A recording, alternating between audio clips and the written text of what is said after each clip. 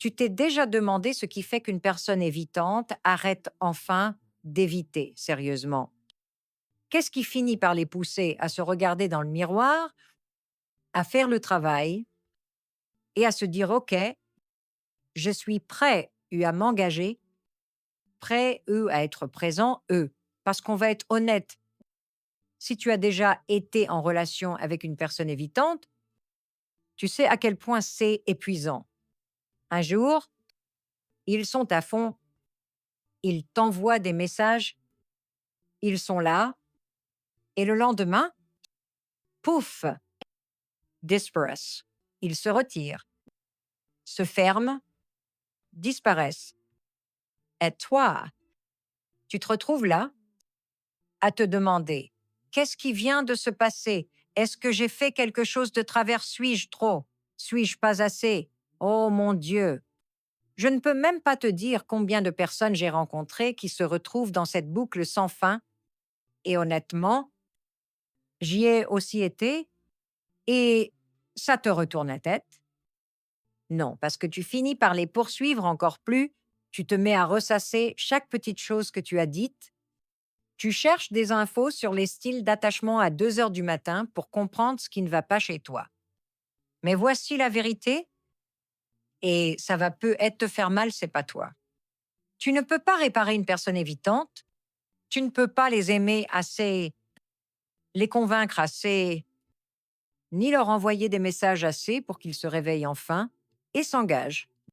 Ils changent uniquement quand ils décident de changer, et c'est exactement de cela dont il est question dans cette vidéo, parce qu'il faut le dire, j'ai rencontré des personnes évitantes qui ne changent jamais, elles continuent à fuir, à ghoster, à saboter toutes les relations qu'elles touchent, mais j'ai aussi rencontré des évitants qui ont changé, qui sont passés de complètement fermés et inaccessibles à devenir des partenaires formidables, des parents aimants, voire des époux solides.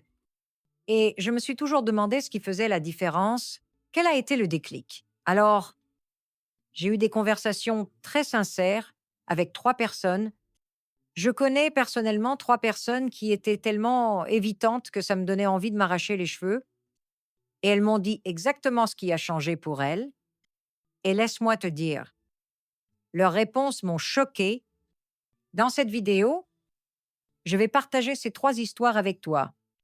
Le joueur devenu un homme de famille dévoué, l'homme qui a perdu celle qui comptait et qui a enfin fait face à lui-même, et ma meilleure amie qui a évité l'amour jusqu'à ce que son propre anxiété la force à guérir à la fin.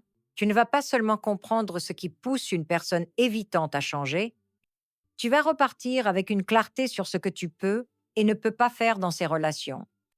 Voici la vérité la plus dure que tu vas entendre aujourd'hui. Et je le dis avec amour, mais il faut que je sois honnête. Tu ne peux pas changer une personne évitante, tu ne peux pas les aimer pour les rendre sécurisés, tu ne peux pas les supplier de s'engager, tu ne peux pas leur envoyer des messages, t'expliquer sans fin ou te sacrifier pour devenir la personne qui va enfin les réparer. Et je sais que c'est brutal à entendre, parce que si tu as déjà aimé quelqu'un avec un style d'attachement évitant, c'est comme un puzzle impossible. N'est-ce pas? Un jour, tu reçois ces petites miettes de connexion. Tuesday, Wrigglers. Tu passes une soirée incroyable ensemble, et pendant un moment, tu vois le potentiel, tout est 10. Ça pourrait marcher. Et puis, bam, ils disparaissent, ils se ferment, ils se retirent. Et tu te retrouves à tout analyser dans ta tête. Comme, qu'est-ce que j'ai fait de mal? Est-ce que j'étais trop demandeur? Est-ce que je les ai effrayés? Est-ce que j'ai dit quelque chose de stupide? Oh mon Dieu! Je ne peux même pas te dire combien de nuits j'ai passé moi-même à me retourner dans mon lit, à regarder le plafond, à ressasser les messages, à me blâmer pour l'incapacité de l'autre à être présent. Et soyons honnêtes, ce n'est pas seulement frustrant, c'est déchirant parce que tu les aimes. Tu vois leur potentiel et tu veux tellement être celui ou celle qui réussira à les atteindre. Mais voici ce que j'ai appris et ça va te libérer. Les personnes évitantes ne changent que quand elles en ont envie. C'est tout. C'est le secret et je comprends que tu sois probablement en train de te dire, OK, Mel, si c'est le cas, alors qu'est-ce qui les pousse à vouloir changer? Qu'est-ce qui fait qu'une personne qui a évité l'engagement toute sa vie décide soudainement de grandir, de se confronter à elle-même, d'arrêter de fuir? Bonne question. C'est exactement ce que nous allons explorer maintenant, parce qu'il faut le dire, j'ai vu les deux côtés. J'ai vu des évitants qui ne changent jamais.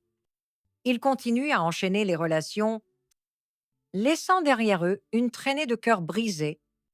Et honnêtement, si tu es avec quelqu'un comme ça en ce moment, c'est dévastateur, parce qu'au fond, tu espères peu être l'exception, être celui ou celle qu'ils choisiront enfin pour s'engager. Mais j'ai aussi vu des évitants qui ont changé, qui sont passés du chaos émotionnel total à devenir des partenaires incroyables.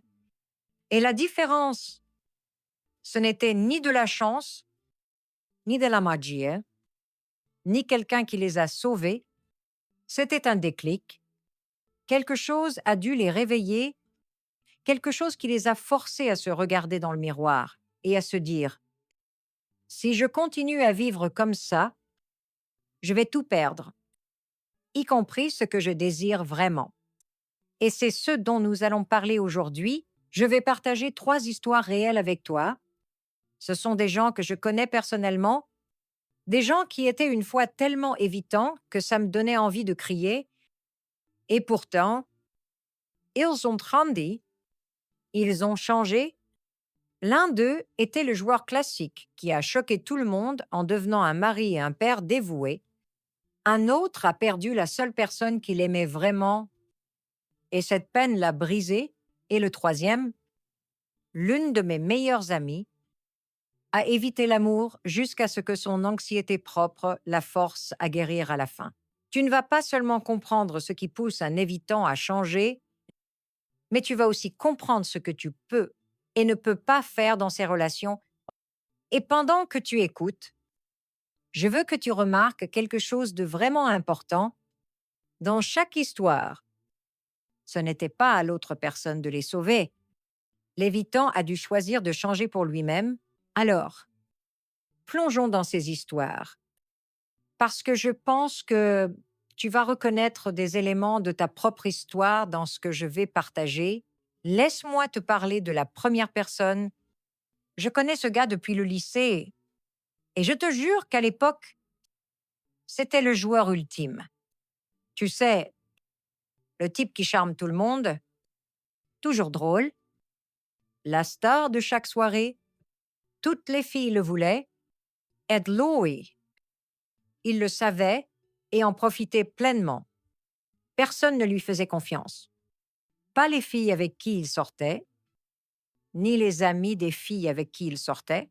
Même ses propres amis ne lui faisaient pas confiance pour se comporter correctement. C'était le genre de gars qui flirtait avec ta meilleure amie tout en étant techniquement en couple avec toi.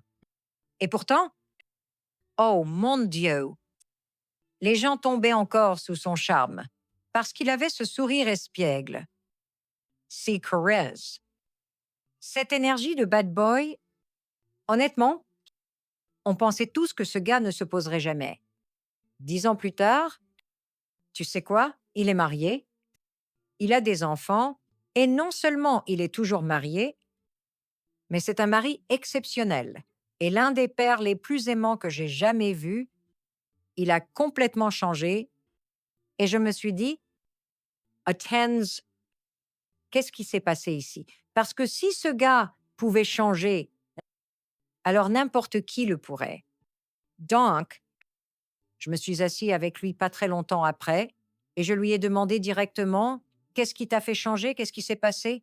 Tu as fréquenté des dizaines de femmes avant? Pourquoi elle? Pourquoi maintenant? Et tu sais ce qu'il m'a dit? Il m'a regardé droit dans les yeux et m'a répondu, ma femme. Au début, j'ai pensé, The Cord. Réponse mignonne. Mais sérieusement, quelle est la vraie histoire? Parce qu'il avait fréquenté tellement de femmes avant. Non, qu'est-ce qui a changé cette fois-ci? Et puis, il m'a expliqué, il m'a dit, elle ne m'a pas poursuivi, elle n'a pas joué au jeu, elle savait exactement qui j'étais et ça ne l'impressionnait pas. Elle connaissait ma réputation, elle savait que j'étais un problème et elle est restée distante. Ça l'a complètement retourné parce qu'il était habitué à ce que les femmes le poursuivent. Lui pardonnant, se plie en quatre. Juste pour attirer son attention, il était habitué à être celui qui contrôlait, mais avec elle, ce n'était pas le cas. Pour la première fois, il a rencontré quelqu'un à sa hauteur et ça a complètement changé la donne pour lui. Il a dû la mériter, il a dû prouver qu'il en était digne. Et crois-moi, elle l'a rejeté plusieurs fois. Elle a maintenu ses limites si fermement qu'il a dû mûrir ou la perdre pour toujours.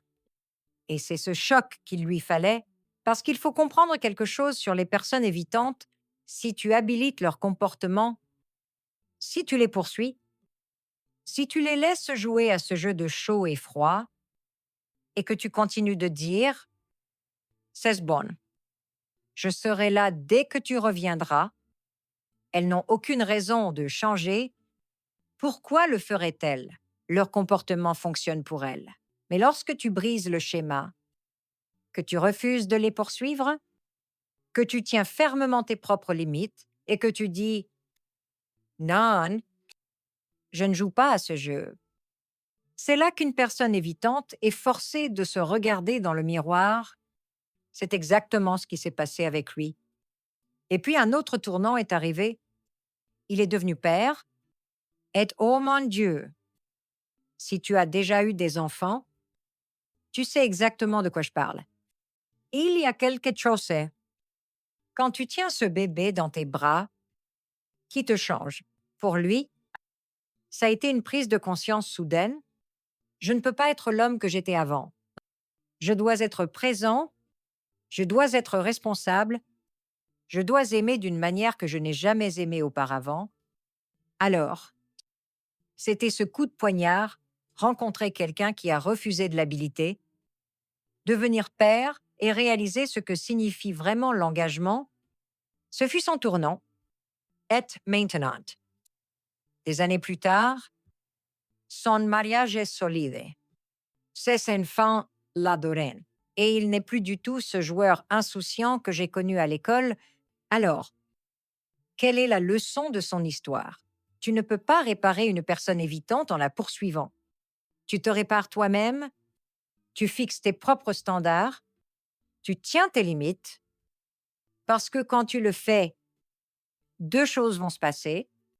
Soit ils vont se mettre à niveau, soit ils vont s'éloigner, et dans tous les cas, tu gagnes. Et voici la cerise sur le gâteau. Il m'a dit clairement, si elle m'avait poursuivi comme toutes les autres, je n'aurais jamais changé. Elisa, ce n'est pas son amour qui l'a changé, c'est son refus de baisser ses standards. Etcha, c'est de l'or pur. Maintenant, laisse-moi te parler de la deuxième personne. Et honnêtement, cette histoire est celle qui me brise le cœur le plus, parce que contrairement au premier gars qui a eu la chance de rencontrer quelqu'un de sécurisé et assez fort pour le forcer à évoluer, celui-ci ne s'est rendu compte de ce qu'il avait que lorsque c'était trop tard. Alors, voilà le deal. Il m'a avoué que pendant la majeure partie de sa vie, il n'a jamais pris les relations au sérieux. Il était toujours à moitié dedans, à moitié dehors, et en y repensant, il a réalisé qu'il ne croyait pas vraiment qu'il méritait l'amour. Alors, qu'est-ce qu'il a fait? Il a saboté, il a trompé, il disparaissait pendant des semaines, il revenait juste assez pour garder la femme accrochée, puis se retirer à nouveau. Tu vois, chaleur et froid, juste assez de connexion pour te faire espérer. et juste assez de distance pour te rendre folle, mais puis il a rencontré cette femme et voici la différence. Elle l'aimait vraiment, pas juste de l'infatuation, pas juste de l'attirance. Elle le voyait vraiment, elle croyait en lui et elle lui a donné son cœur entier. Et comment a-t-il réagi? Il a tout gâché. Il l'a traitée comme de la merde, il l'a prise pour acquise. Il pensait qu'elle ne partirait jamais parce que, eh bien, personne ne l'avait jamais fait avant. Jusqu'à ce qu'un jour elle le fasse. Elle a atteint son point de rupture, elle a posé une limite et lui a dit: c'est fini. Plus de chance. Au début, il haussait les épaules. Il m'a dit honnêtement, ça ne m'importait même pas à ce moment-là. Je me suis dit, peu importe, je vais passer à autre chose. Il y a toujours quelqu'un d'autre, mais voici le truc avec les évitants. Ils ne ressentent pas la perte immédiatement. Au début, c'est un soulagement. Ils se convainquent tu vois. C'est mieux ainsi. Je suis libre à nouveau. Je n'ai pas à gérer toute cette pression, mais puis les semaines passent, les mois passent, et le silence devient de plus en plus lourd. Et c'est exactement ce qui lui est arrivé. Peu à peu, il a commencé à réaliser qu'elle ne reviendrait pas. Cette porte était fermée, et pour la première fois de sa vie, il a été forcé de faire face au fait qu'il avait perdu quelqu'un qu'il aimait réellement, et cette perte l'a hanté. Il m'a dit: «Je pense à elle tout le temps. C'est elle, celle qui m'a échappé, et voici où ça devient puissant, parce que ce regret est devenu son déclic. Ce n'était pas immédiat. Ce n'était pas en une nuit, mais au fil des années, au fur et à mesure qu'il traversait relation après relation ratée, il a continué à comparer chaque femme à elle et il a fini par réaliser: j'avais quelque chose de réel et je l'ai détruit. Ce regret l'a finalement poussé à consulter un thérapeute, il l'a poussé à s'asseoir avec lui-même et à se poser la question: pourquoi je continue à fuir, pourquoi je continue à saboter? Et lentement, douloureusement, il a commencé à déconstruire ses problèmes de confiance en soi, sa peur de l'intimité, ses schémas d'évitement. Maintenant, voici la chose. Il ne l'a jamais récupérée. Cette femme est passée à autre chose. Elle a trouvé quelqu'un qui pouvait l'aimer comme elle le méritait. Mais grâce à cette perte, il est finalement devenu un meilleur homme. Il a fini par s'ouvrir à l'engagement. Il a trouvé une autre partenaire. Et cette fois, il ne l'a pas prise pour acquise. Maintenant, laisse-moi faire une pause et dire quelque chose de très important. Le fait qu'elle l'ait quitté ne l'a pas réparé. Le fait qu'elle l'ait quitté l'a forcé à enfin se confronter à lui-même. Et c'est là la leçon. Si tu es avec un évitant en ce moment et que tu t'épuises à l'aimer assez pour qu'il change, tu es en train d'empêcher le déclic qu'il lui faut, parce que tant que tu tolères ce comportement, il n'a aucune raison de se regarder dans le miroir. Mais quand tu traces cette ligne, quand tu dis, plus jamais, je mérite mieux.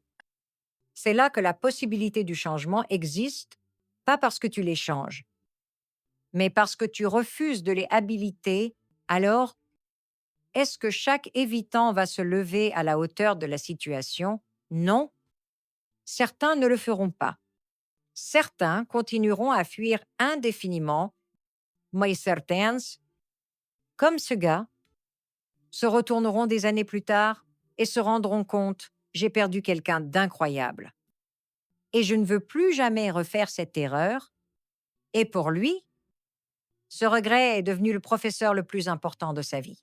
Maintenant. La troisième histoire que je veux partager avec toi concerne quelqu'un de très proche de moi, une de mes meilleures amies, et laisse-moi te dire ceci, je l'adore. Ella est hilarante. Brillante. C'est une des personnes les plus amusantes que je connaisse Mais quand il s'agissait des relations, oh mon Dieu, c'était une catastrophe totale. Je veux dire, c'était la personne la plus évitante que j'ai jamais rencontrée. Tu sais, comment la plupart des gens, quand ils tombent amoureux, se rapprochent, veulent plus de proximité. Pas elle. Dès que quelqu'un se rapprochait un peu trop, elle paniquait. Elle disait des choses comme l'amour, c'est dégoûtant. Elle détestait dire je t'aime. En fait, si je lui disais que je l'aimais en tant qu'amie, elle roulait des yeux et disait ouais, je sais. C'est à quel point elle était allergique à l'intimité. En amour. Elle passait d'une personne à l'autre, devenait obsédée pendant un moment, puis paniquait et fuyait. Dès que les choses devenaient sérieuses, c'était toujours ce jeu de poussée et de retrait. Et honnêtement, la regarder était épuisant. Mais voici ce qui est fou. Son déclic n'est pas venu de la perte d'un partenaire, comme dans l'histoire du deuxième gars, et ça ne venait pas non plus de la rencontre de l'unique, comme dans le premier cas. Son déclic est venu de quelque chose de complètement différent de son propre corps. Elle a commencé à vivre une anxiété paralysante, et pas seulement dans ses relations, tout son système nerveux était en surchauffe. Des attaques de panique, des nuits sans sommeil, la sensation d'avoir la poitrine constamment serrée, elle ne pouvait plus l'ignorer. Alors, elle a finalement consulté un thérapeute et ce qui est ressorti de ces séances l'a complètement transformée parce qu'en dessous de toute cette anxiété, il y avait de la tristesse, de la perte, de la culpabilité, de la honte, des années d'émotions qu'elle avait évitées, qu'elle avait littéralement refoulées et qu'elle refusait de traiter. Et ces émotions ont enfin commencé à refaire surface et l'ont presque brisée. Il y a une relation en particulier qui l'a hantée. Elle m'a avoué, je l'ai tellement maltraité, il ne méritait pas ça, et je ne peux pas croire que je l'ai repoussé. Pour la première fois, elle ne rigolait pas ou ne se cherchait pas d'excuses. Elle était vraiment face à la culpabilité de la façon dont son comportement évitant avait blessé des gens, et cette culpabilité, cette tristesse, cette anxiété sont devenues le déclic dont elle avait besoin parce qu'il faut comprendre une chose à propos de l'évitement de ses émotions. Elles ne disparaissent pas, elles s'accumulent et, à un moment donné, ton corps te dit plus maintenance. Tu vas devoir t'en occuper. C'est ce qui lui est arrivé. Des années de fuite l'ont rattrapée. Et quand cela est arrivé, elle n'a eu d'autre choix que de s'arrêter, de se confronter à elle-même et de commencer à guérir. Aujourd'hui, elle n'est pas encore en nouvelle relation, mais laisse-moi te dire, c'est une personne différente. Elle est engagée dans la thérapie. Elle apprend enfin à ressentir ses émotions au lieu de les repousser. Elle me parle de choses qu'elle n'aurait jamais abordées avant. Et pour la première fois, je crois sincèrement qu'elle est capable d'avoir une relation saine et sécurisante quand la bonne personne viendra. Et je ne peux même pas te dire à quel point je suis fière d'elle parce que j'attendais ce changement depuis des années. Alors, quelle est la leçon de son histoire? Parfois, le déclic n'est pas extérieur. Parfois, ce n'est pas quelqu'un qui te quitte. Parfois, ce n'est pas la rencontre avec l'unique. Parfois, le déclic, c'est le poids de ton propre évitement qui te détruit. Parce qu'on peut courir après soi-même un certain temps, mais à un moment donné, l'anxiété, le stress, les émotions refoulées, tout ça finit par réclamer d'être ressenti. Et quand cela arrive, soit tu te fermes complètement, soit tu choisis enfin de guérir. Elle a choisi de guérir. Et c'est pour cela que son histoire est si puissante Donc, si tu regardes cette vidéo en te disant, eh bien, mon partenaire évitant ne change pas, souviens-toi que parfois, c'est la vie elle-même qui livre le déclic. Et ce n'est pas à toi de forcer cela, c'est à eux de décider ce qu'ils vont faire quand ce déclic arrivera enfin. Faisons une pause un instant pour bien résumer tout cela. Nous avons traversé 3 histoires très différentes. Et pourtant, Quand Unprend Reckle, on commence à voir un schéma. Histoire numéro 1. Le joueur devenu homme de famille, son déclic, est venu lorsqu'il a rencontré quelqu'un qui a refusé de jouer à son jeu. Elle ne l'a pas poursuivi, elle ne l'a pas habilité. Et pour la première fois de sa vie, il a dû se lever ou la perdre. Et devenir père a renforcé cette transformation. Histoire numéro 2. L'homme qui a perdu la bonne son déclic a été le regret. Perdre la femme qu'il aimait vraiment l'a forcé à se regarder dans le miroir. Et cette tristesse, ce sentiment d'avoir tout gâché, est devenu le carburant de sa croissance. Et histoire numéro 3. Ma meilleure amie, son déclic est venu de son propre corps, qui a fini par céder sous le poids des années d'évitement, l'anxiété, la panique, la honte, tout cela l'a rattrapée et elle n'a eu d'autre choix que de finalement affronter ce qu'elle fuyait maintenant. Voici le fil conducteur qui relie ces 3 histoires. Dans chaque cas, l'évitant a changé parce qu'il l'a voulu, pas parce que quelqu'un les a convaincus, pas parce que quelqu'un les a aimés plus fort, pas parce que quelqu'un est resté assez longtemps pour les réparer. Non, ils ont changé parce que quelque chose est arrivé qui les a réveillés. Pour l'un, c'était de rencontrer son égal. Pour un autre, c'était de perdre la personne qu'il aimait. Pour la dernière, c'était le poids insupportable de ses propres émotions. Et voici la grande leçon à retenir. Les évitants ne changent pas tant que quelque chose n'interrompt pas leur cycle, tant que quelque chose ne brise pas le schéma si complètement qu'ils ne peuvent plus fuir eux-mêmes. Mais voici le piège. Tu ne peux pas être celle ou celui qui crée ce déclic pour eux. Ça ne fonctionne pas comme ça. Parce que dès que tu fais leur guérison ton travail, tu te perds toi-même, et je veux que tu entendes bien ceci, ce n'est pas ta responsabilité de traîner un évitant vers la guérison. Ce n'est pas à toi de te tordre dans tous les sens pour prouver ta valeur. Ta responsabilité, c'est envers toi-même, ta guérison, tes limites, de connaître ta propre valeur si profondément que tu n'accepteras pas d'être laissé sur le côté, ignoré ou manipulé, parce que voici ce qui est puissant lorsque tu fais cela, quand tu arrêtes de les habiliter, quand tu arrêtes de courir après eux, tu crées les conditions dans lesquelles un changement pourrait se produire. Ils finiront par se lever pour te rejoindre ou non. Mais dans tous les cas, tu gagnes. Et c'est ça la vérité. Personne ne te dit que s'ils se relèvent, c'est génial. Et si ce n'est pas le cas, tu t'es sauvé de nombreuses années de souffrance.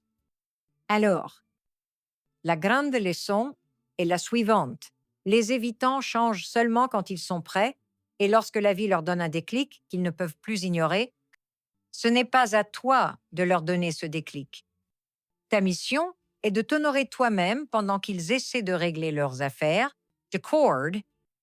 Alors reprenons tout cela. Si tu es là en train de te dire OK, Mel, mais qu'est-ce que je fais avec tout ça? Qu'est-ce que cela signifie pour moi? Voici ta réponse. Cela signifie que tu arrêtes d'essayer de les réparer.